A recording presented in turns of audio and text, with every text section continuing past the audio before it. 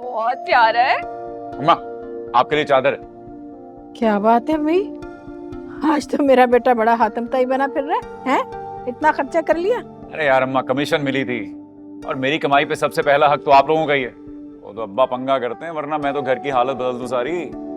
बदतमीज, तेरे अब्बा हैं, तमीज से बात किया कर। अच्छा अम्मा, ये देख, चूड़ियां भी लाऊं तुम्हारे लिए, साइज चेक। अरे बेटा, पैसे अगर मिल ही गए थे तो संभाल के रखते ना। तुम्हारी शादी भी तो सर पे खड़ी है, क्या करेंगे? अरे अम्मा, पैसा बहुत है, टेंशन नहीं लेनी। और शानी भाई, वो बैग्स। ए, नदीदी ना बन, अपनी चीजों पे नजर रख। उसमें अरीबा के लिए चीजें। अम्मा, आप दोनों जाके ना कल ये सब अरीबा को दे आना। शानी भाई, अभी आपने रीबा को इतना सब कुछ दिया है मंगनी पर, और वो सोने का लॉकेट वो भी तो दिया है आपने। आप फिर इतना सारा सामान ले आए। सही तो कह रही है अनम। बेटा ये सारी चीजें ना मुझे दे दे, मैं संभाल के रखती हूँ, तेरी बरी में काम आएंगे। थोड़े थोड़े जोड़ूंगी तो कुछ होगा। यार अम्मा, उसकी टेंशन मत लो अभी यार, उस वक्त भी पैसों की तंगी नहीं होगी आपको।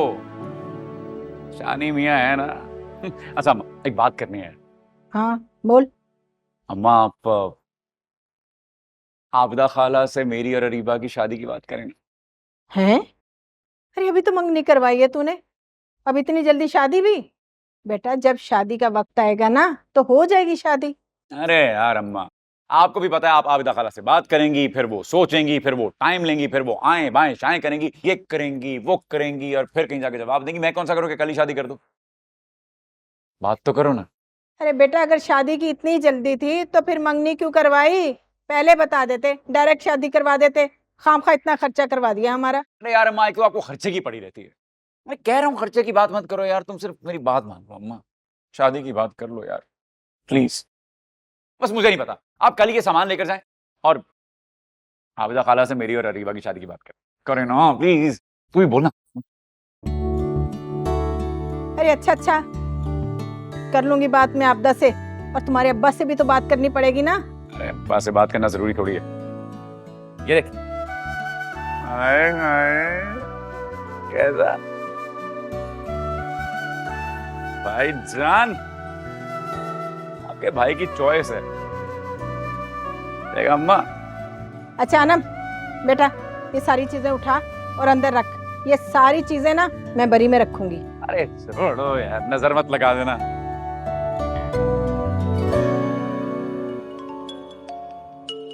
मैं जरा ये कॉल ले लूं।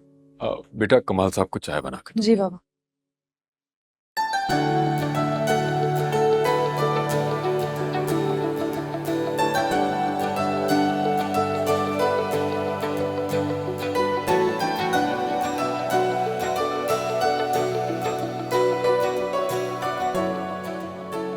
Thank you.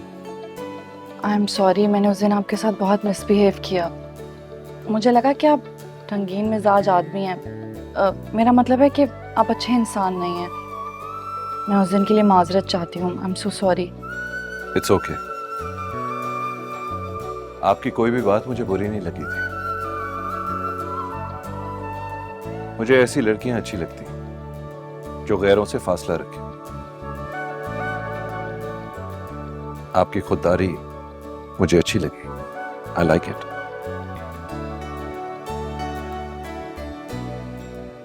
जिस इंसान में खुददारी ना हो वो इंसान कहलाने के लायक ही नहीं।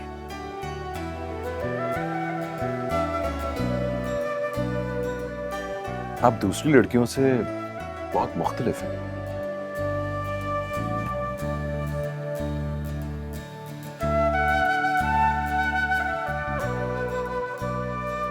चाय।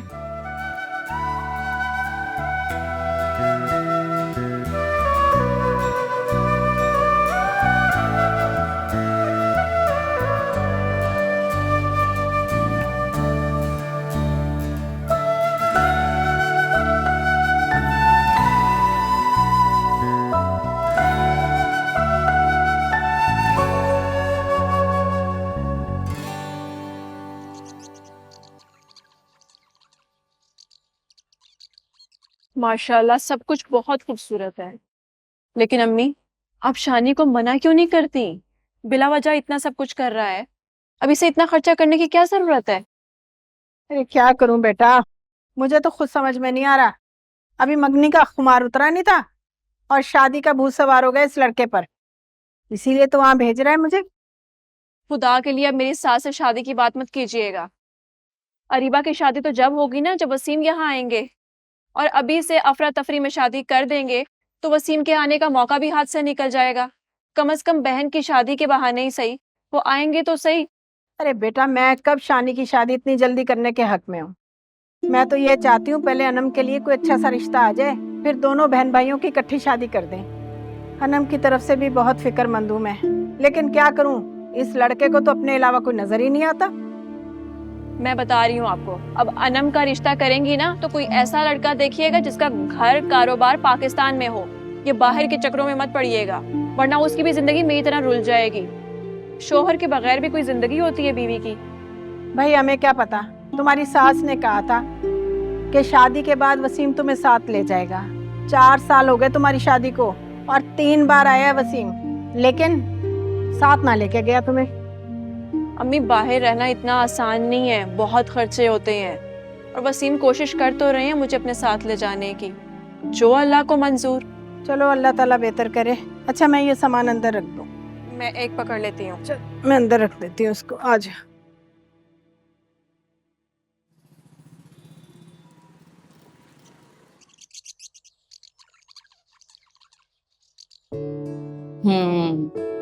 अच्छा लिखा है, बस ये स्पेलिंग गलत है, हम उसको करेक्ट कर देंगे। ओके मिस अनमोल, जी। आपको प्रिंसिपल साहिबा अपने रूम में बुला रही हैं। ठीक है, आप उन्हें कह दें कि नेक्स्ट पीरियड में मैं आ जाती हूँ, अभी मैं क्लास ले रही हूँ ना। प्रिंसिपल साहिबा ने आपको अभी ही बुलाया है। अच्छा आप चले, मैं आती हूँ। ओके। इसे ठीक से करके लिख लो, ठीक है? मैं आ रही हूँ, कोई बच्चा भी शोर नहीं करेगा। ओके? यस मैम, आपने बुलाया मुझे? जी मिस अनमोल, बैठी।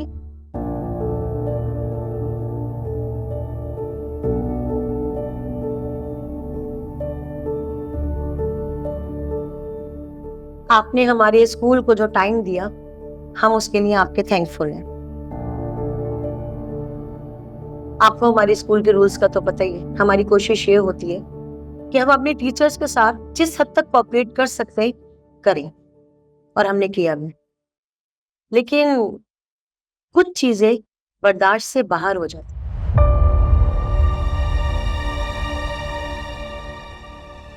मैं समझी नहीं मैम, आप क्या कहना चाह रही हैं? क्या कोई कंप्लेन है? जी मिस अनमोल, आपके मुताबिक काफी कंप्लेन्स आए। कुछ कंप्लेन्स पेरेंट्स की हैं, कुछ स्टूडेंट्स की। एनीवे, मैं इन बातों की डेप्थ में नहीं जाऊंगी। आप मंडे को आकर अपनी सैलरी कलेक्ट कर लीजिएगा। शायद आपका और हमारा साथ यहीं तक था। आज आपका यहाँ पर लास्ट डे है। आप क्या कह रही हैं? ये कौन सी कंप्लेन है? मुझे बताएं तो सही, किस स्टूडेंट ने किया, किस पेरेंट्स ने किया? क्योंकि सारे स्टूडेंट और पेरेंट्स मेरे साथ बहुत अच्छे हैं, उनका बिहेवियर बहुत अच्छा है मेरे साथ। मुझे नहीं लगता कि उन्हें मुझसे कोई कंप्लेन होगी, और अगर कोई कंप्लेन है भी तो आप बताएं तो सही मुझे। देखें, ये हमारे स्कूल के रूल्स के खिलाफ है कि हम आपको पेरेंट्स के नाम बताएं या स्टूडेंट्स के नाम बताएं। आप क्यों बहस कर रही हैं? आप मंडे को आकर अपनी सैलरी ले जाए। ये मेरा राइट है। अगर कोई कंप्लेन थी तो पहले रजिस्टर करवानी चाहिए थी ना, मुझे पता होना चाहिए था। अब आप मुझे नाम भी नहीं बता रही हैं, और ऐसे कैसे अचानक से आप मुझे जॉब से निकाल सकती हैं? देखिए मिस अनमोल, बहस का कोई फायदा नहीं है। मैंने कहा ना, आपका और हमारा साथ बस यहीं तक था। और सैलरी क्या कह रही थी? आप सैलरी ले जाओ आके। आप तो मुझे ऐसे एटीट्यूड दिखा दिए जैसे सैलरी की जगह आप लोग मुझे डॉलर्स देते हैं। तमीज से बात करो। मैंने भी आपसे बदतमीजी की कहा है, क्योंकि ये मेरी तरबियत में शामिल नहीं है। जाते भी आपको आपका स्याह चेहरा दिखा कर जाऊंगी। और और फीसों के नाम पर आप पेरेंट्स को लूटते हैं। क्या समझती हैं आप खुद को? बुक्स पर, सिलेबस पर, हर चीज पर अपना लेबल चिपका के वो भी पेरेंट्स को मंजन की तरह बेच दिया जाता है। कभी एनुअल फीस, कभी एग्जामिनेशन फीस, कभी एडमिशन फीस, पता नहीं कौन कौन सी कितनी तरह की तो फीसें आपने निकाल रखी हैं। और तो और पेरेंट्स को गधा समझा हुआ है। पेरेंट्स बेचारे मेहनत करके गधों की तरह अपनी सैलरी, अपनी सेविंग्स आप लोग के हवाले कर देते हैं ताकि आपकी ये दुकान चमकती रहे। आप वो घटिया दुकानदार हैं जो कम तोलकर ज्यादा पैसे लेते हैं। और तो और उन लूटे हुए पैसों में से चंद सिक्के हम टीचर्स के मुंह पर मार दिए जाते हैं। कभी फुर्सत मिले ना तो आईने में अपना ये डौना चेहरा जरूर देखिएगा। अल्लाह हाफिज।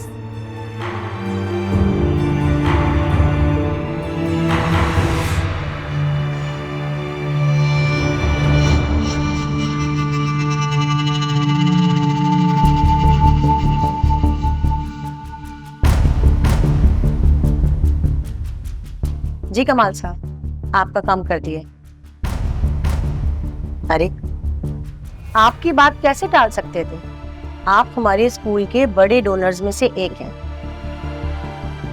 जी जी बेहतर, थैंक यू।